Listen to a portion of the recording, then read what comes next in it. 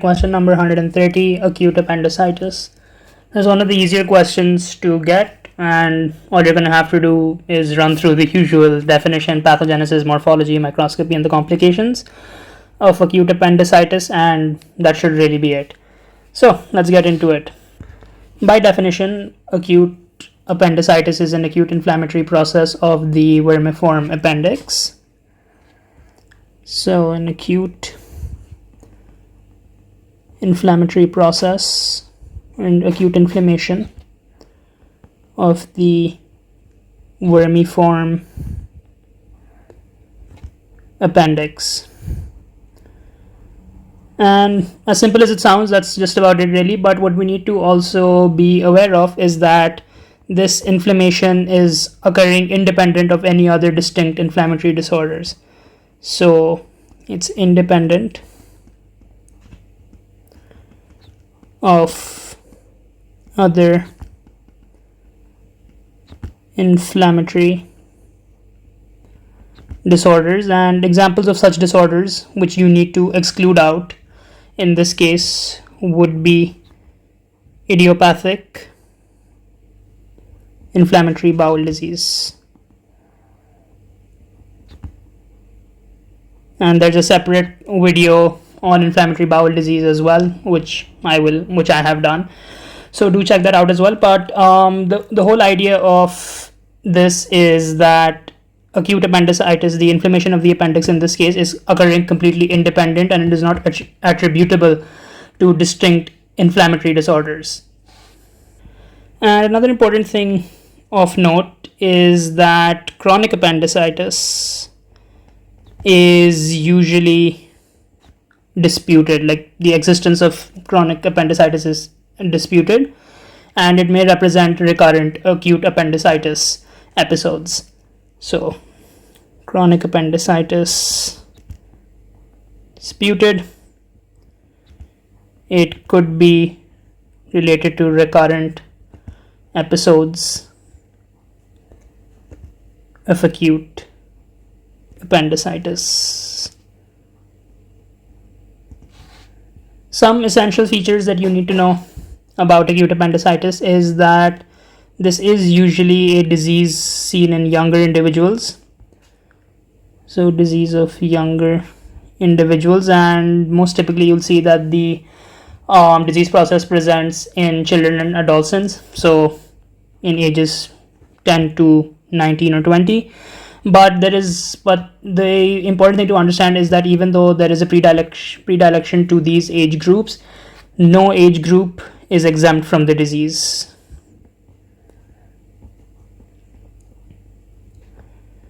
And that the disease normally does have a greater male occurrence than females. And yeah, that's about it really as far as some essential features you need to know. We're going to cover a lot more moving down, but for now just remember these important points.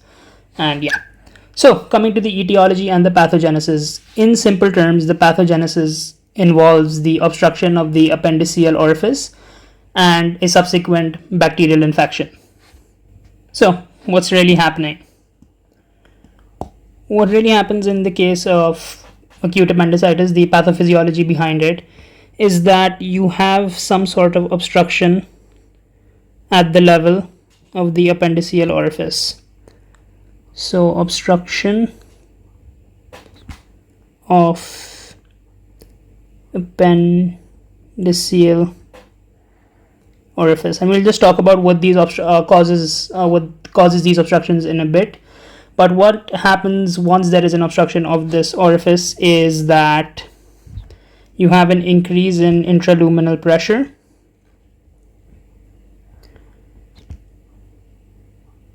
and then a subsequent increase in intramural pressure. So increase in pressure within the lumen and increase in pressure at the wall of the appendix. And what this does is that it leads to small vessel occlusions.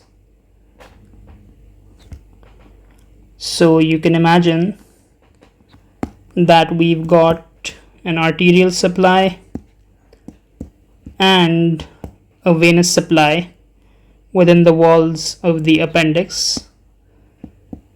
So if there is an increase in intraluminal pressure and an intramural pressure, we end up constricting the vessels that supply and drain the appendix.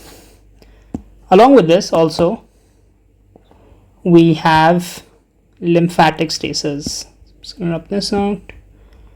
Plus lymphatic stasis. And because you're cutting off the blood supply and the lymphatic drainage of the appendix, you are essentially ridding you're basically causing the wall of the appendix to become ischemic. And then, as in literally every other pathology, if the appendix becomes ischemic, this can progress to necrosis. So this bit is clear. Another thing that's going on when all of this is happening, which I will highlight in red, is that you have, as you guys already know, you have some sort of microflora that exists in your intestines, right? And the appendix is no different for that matter.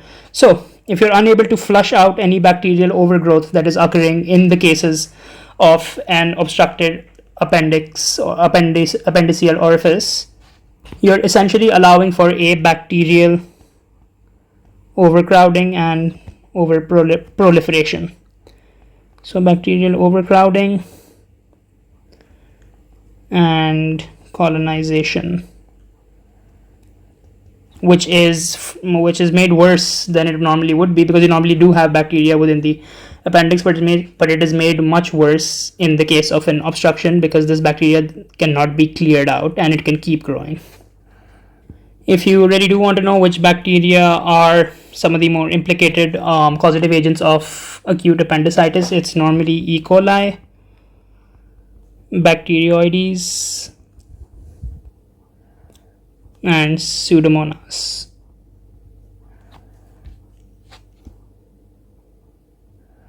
And so essentially this is the pathophysiology that leads to acute appendicitis. In simple terms, obstruction of the appendiceal lumen followed by bacterial infection. Now, the important thing we need to talk about are what are some of the causative agents or some of the causes of this obstruction taking place to begin with, right? And the first important cause is simply a fecal stone. So a fecal stone getting lodged at the orifice is normally one of the more common causes. Another common cause is simply hyperplasia of lymphoid tissue. So hyperplasia of lymphoid tissue. And so you can imagine, if you've got lymphoid tissue within the wall of the appendix, hyperplasia of this lymphoid tissue can result in the appendiceal orifice being clamped down on. Third important cause that you need to know is simply any neoplasias that are occurring. These can be external to the appendix, or they can be internal or within the intraluminal or intramural even, for that matter, as with respect to the appendix. Other non-common causes, uncommon causes, include diverticulosis, vascular compromise in general, hypersensitivity reactions, trauma. But again, these are, you don't really need to know too much about these. The three major ones that you need to be aware of are fecal stones, hyperplasia of lymphoid tissue, and neoplasms that are occurring either within the appendix itself or surrounding the appendix and clamping down on the appendiceal orifice. And that is pretty much it as far as etiology and pathogenesis of acute appendicitis goes. Now, coming to the gross morphology of the appendix, of an appendix when you have acute appendicitis. I'm going to do this in yellow. And so one important thing that you need to realize is that the appendix may appear grossly, as when you observe a gross specimen of the appendix, it may appear completely normal when the inflammation is limited to the mucosa or the submucosa. So the appendix may appear grossly normal if the inflammation is limited to the mucosa and submucosa. And so if you're just going to zoom into the wall of the appendix, draw it out here. Oops. You got the mucosal layer, you got the submucosal layer, right? If the inflammatory process is normally just limited to these two layers, you're right, it's normally very common to not see any gross changes that occur as far as the appendix goes. But then because acute appendicitis itself is a medical emergency, the overall clinical presentation is what's going to help us in identifying and further solidifying the fact that the patient is suffering from acute appendicitis. But just know that the appendix can appear normal as well when you open the patient up for surgery or whatever, if the inflammation is limited to just these two layers of the appendix wall. So what changes can you see then, if there are any to be seen? You're going to see that the appendix is going to be erythematous and swollen if the inflammation extends to the muscularis propria.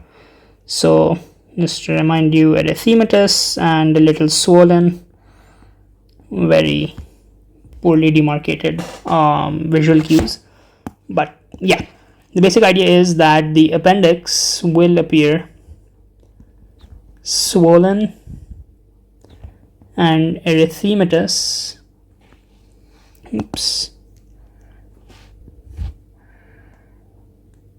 Erythematous when the inflammatory process extends to the muscularis propria. Other important findings upon gross examination is that you will see dilated and congested vessels on the serosal surface of the appendix. So, dilated and congested vessels on serosal surfaces.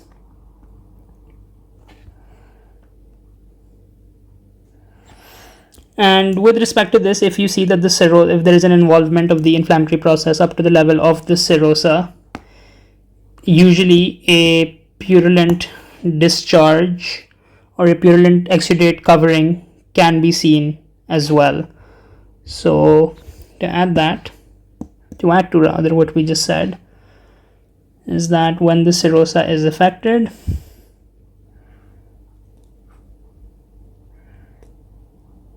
a purulent exudate is usually seen.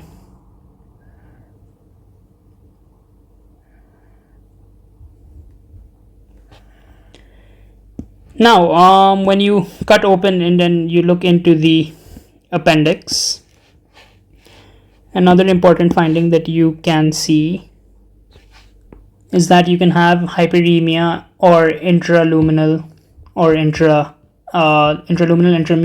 abscesses as well. So abscesses may be present on cut surface.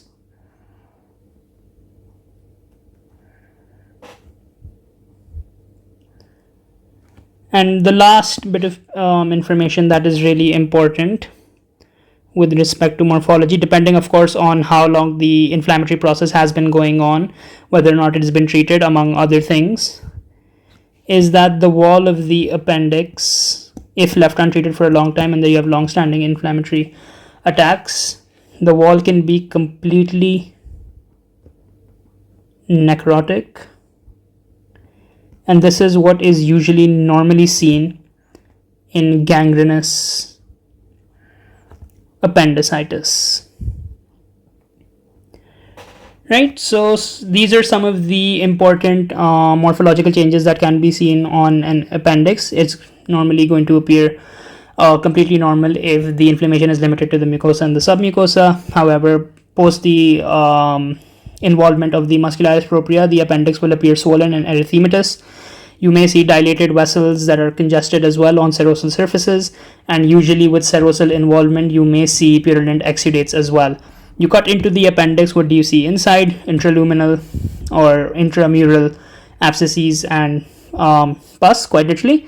And in the case of a long-standing attack of acute appendicitis, you can have a completely necrotic section of the appendix seen, and this is normally what occurs in gangrenous appendicitis. Now, moving on to microscopic findings, these are normally not as important in our exam anymore, but this is good to know in case you do get asked rather about these things. And it's quite simple actually as far as microscopic findings go. You just need to remember that sometimes the microscopic findings and the macroscopic findings may not correlate, but if you cut through a section of the appendix wall and you stain it and look under the microscope, you can see that there is an exudate in the lumen, and this basically means you have a collection, because we did say that this is normally purulent exudation. You can see that it is a collection of neutrophil infiltrate in the lumen. And at the level of the mucosa itself, you may also see ulcerations. So ulcerated mucosa, and it's not necessarily that it is always just ulcerations, but it can also be erosions. Please, for all of GI pathology, there's a very good chance that you can be asked the difference between an erosion and an ulceration, and you should be able to describe what the difference is. In case you do not know it already, you look at the layers of the wall of these GI organs, right? And what you will see is that we have the mucosa, the layers of the mucosa, the epithelium, blah blah blah, and then you have a muscularis mucosa, or mucosa muscularis, whichever way you want to say it. This is not the same as the muscularis propria, which is the outermost layer just below the serosa.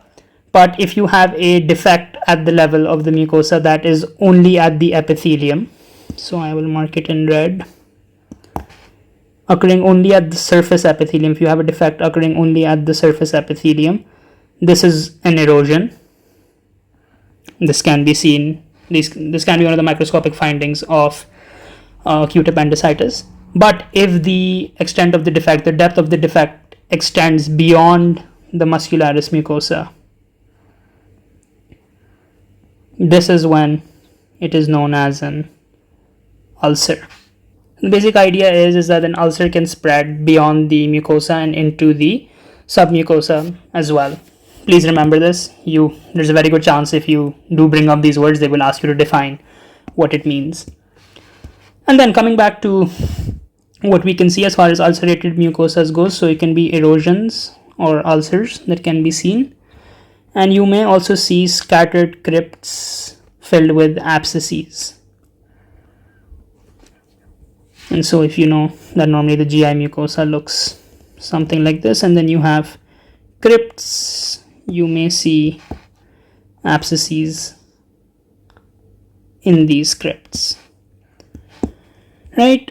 And an overall thing, just to finish off, is that the submucosa may show hyperplastic changes. So I will draw this in again, but this is occurring at the level of the submucosa, so I'll put this in green.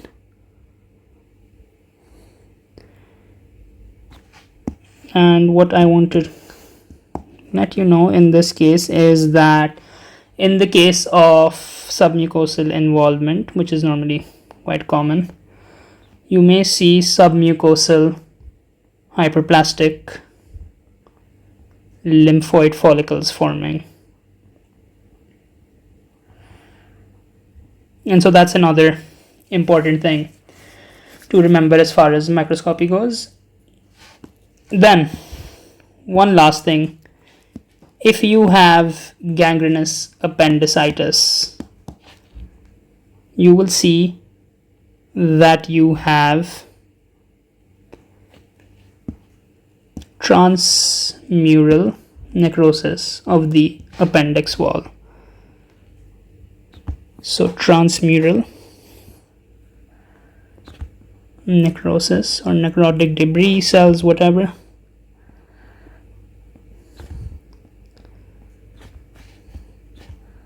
in gangrenous appendicitis.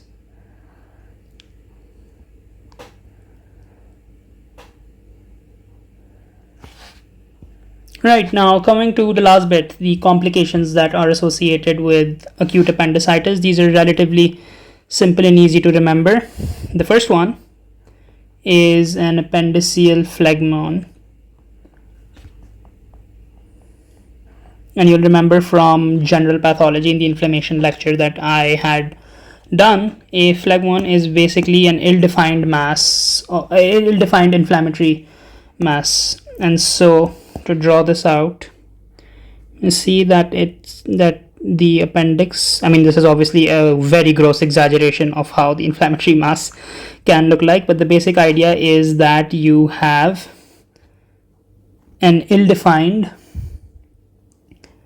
mass of inflammatory periappendiceal tissue.